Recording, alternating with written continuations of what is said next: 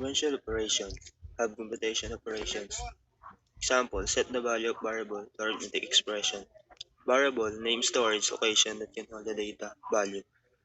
Example of variable, if age is equal to 18, the name of the variable is age.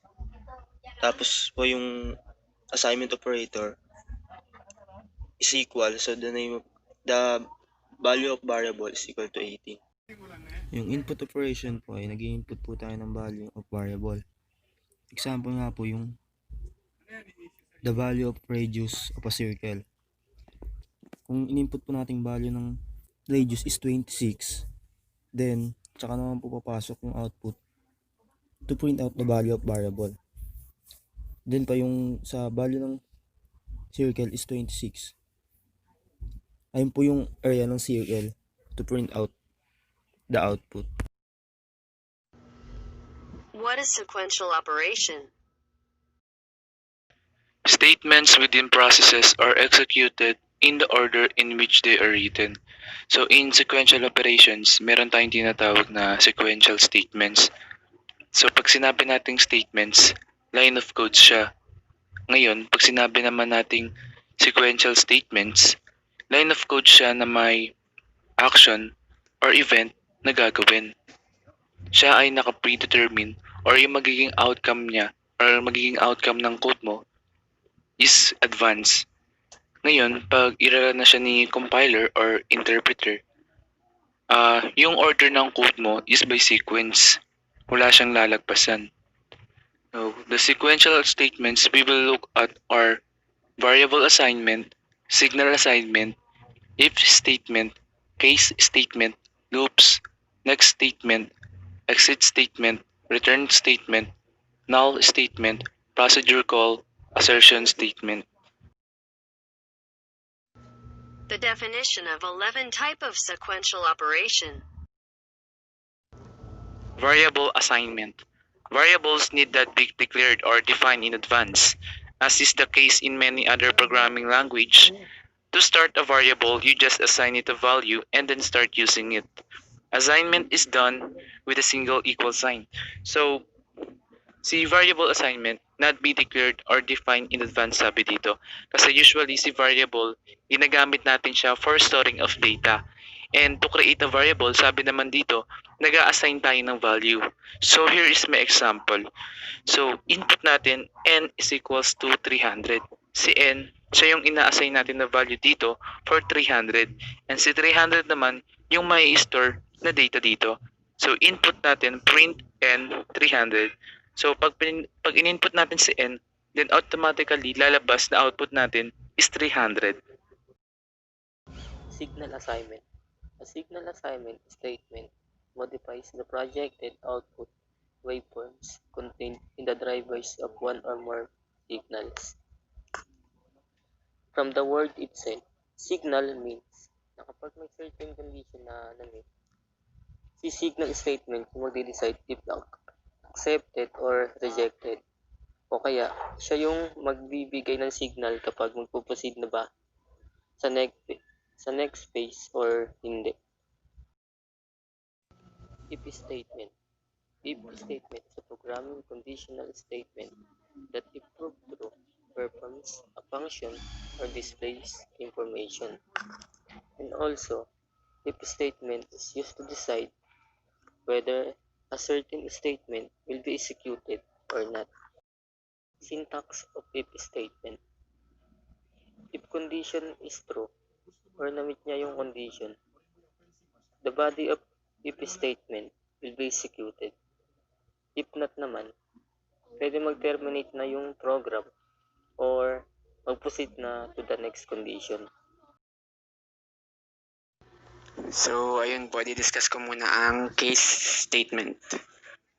So, sabi po dito, ang case statement ay parang isang if-then-else statement. So, bakit po?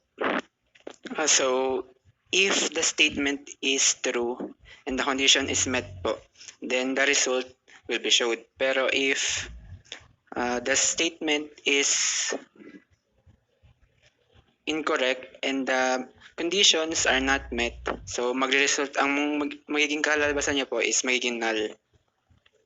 So null po ibig sabihin yung mga statement na nilagay mo tsaka wala na siyang else part tapos yung mga statement is incorrect or not true. So ayun po yung case statement. So proceed po tayo. What is a loop? Ayan, so yung loop po, ito po yung repeated sequence of instruction na binibigay mo dun sa sa program. For example po is you want to print the word hello world 10 times. Meron po tayong two ways kung paano ginagawa yung loop. One example po ng mga ways na to is yung iterative method. Iterative method kung saan itatype po natin yung print f open parenthesis then yung statement sa loob nun then close parenthesis. Itatype po natin yung 10 times then yung magiging result po nun is 10 hello world na sunod-sunod. Then sa operation niya po kapag yung desired number ay hindi na reach, ulitin niya po yung mga sequence na ginawa niyo is example yung first steps. Ulitin niya po yun hanggang sa maabot niya na po yung desired number.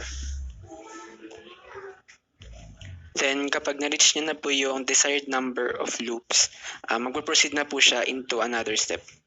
Yun lang po. Thank you. Next statement is an iterative incremental loop statement used to repeat a sequence of statements for a long specific number of occurrences.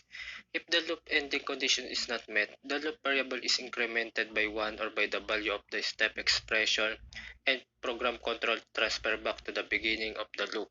So yung next statement, ito yung nauulit yung ginagawang process mo o inuulit niya yung pagkakasunod nito. Halimbawa na lang po na nakaset na integer mo is 1 to 10. So, gagawin ni next statement, magpiprint siya ng number or integer. Starts from 1. Then, print nung 1, dun papasok si next statement. Uulitin niya yung code na counter na 1 to 10 hanggat hindi siya nakaka-reach nung 10. Halimbawa po, print number 1, next statement. Print number 2, next statement. Hanggang ma-reach niya yung 10. Kaya kung halimbawa kung 1 to 100 na iseset mo sa value ni counter, magpiprint siya from 1 to 100 na numbers din. Kumbaga, hindi siya titigil hanggat hindi niya nare-reach yung value of end mo or hindi niya nakukuha yung value na binigay mo. Exit statement. The exit statement exits a loop and transfer control to the end of the loop. The exit statement has two forms, the conditional exit and the conditional exit when.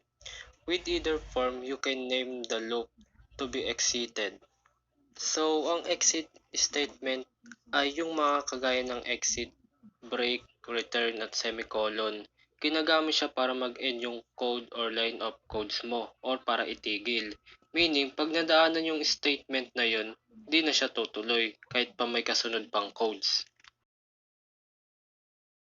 Return statement.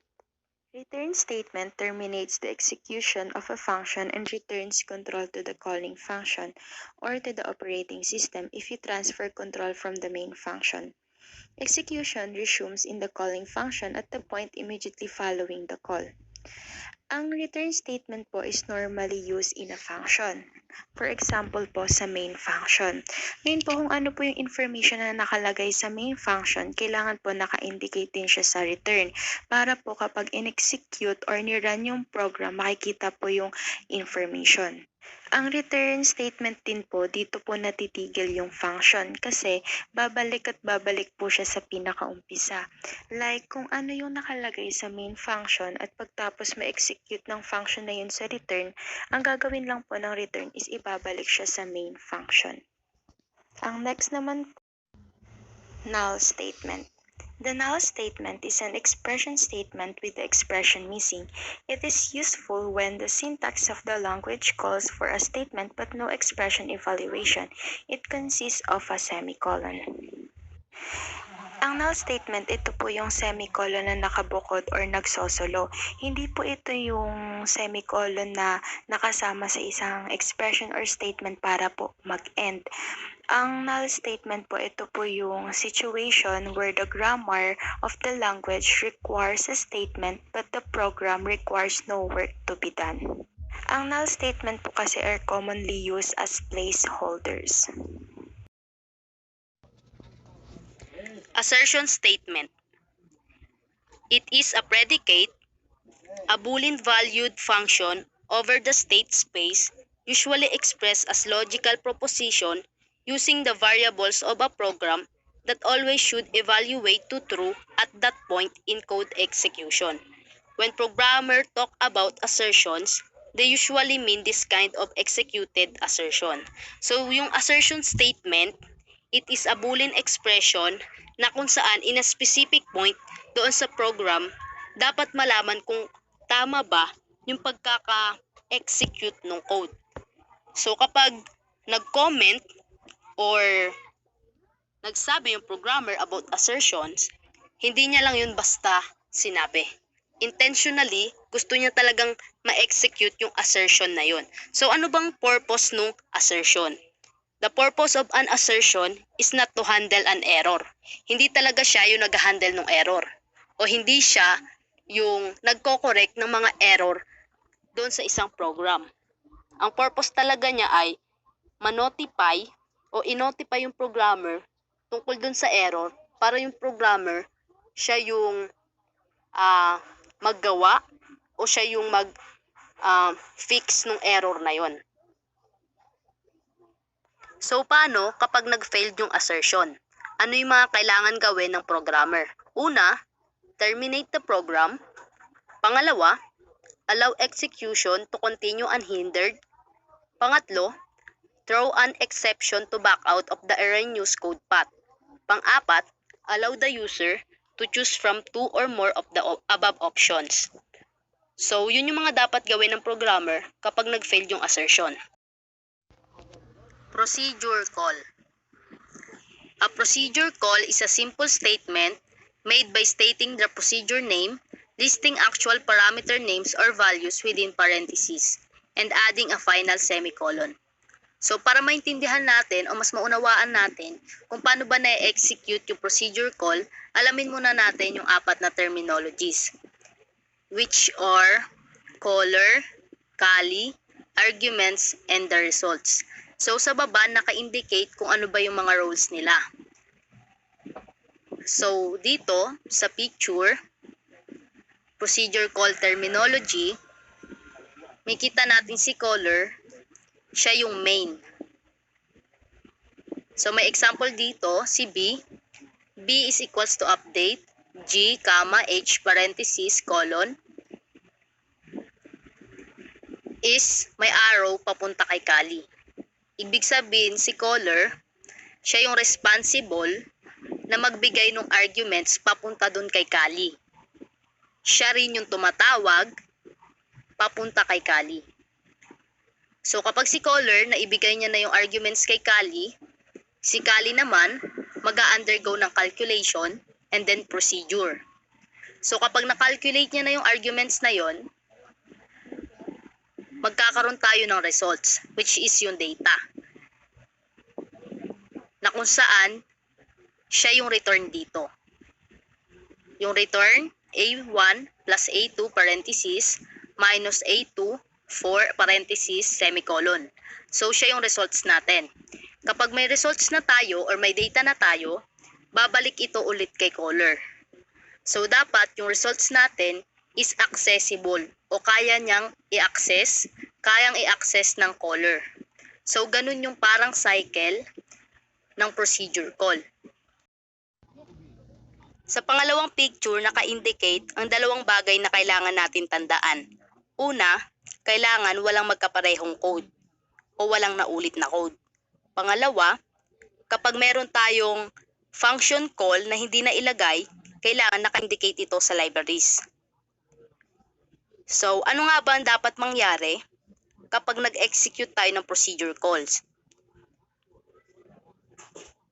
Una, put the data where the procedure can access it. Pangalawa, start the procedure. Calculate, and then put the results where the caller can access them. And then last, return to the right place in the caller. So yung what needs to happen na to ay nasabi na natin doon sa apat na terminologies. Una, yung put the data, yung data natin is nandun sa caller. Siya yung magbibigay ng data papunta doon sa kali natin. So yung kali, i-accept niya yung data and then magkakaroon ng procedure or calculation na kung saan yung data i-calculate and then magkakaroon tayo ng results. Yung results na yon, ibabalik yun ulit kay caller na kung saan si Kali, yung data na binigay niya o yung results na binigay niya papunta kay caller is accessible o kayang i-access ni caller. So yun yung mga dapat mangyari kapag nag-undergo or nag-execute tayo ng procedure calls.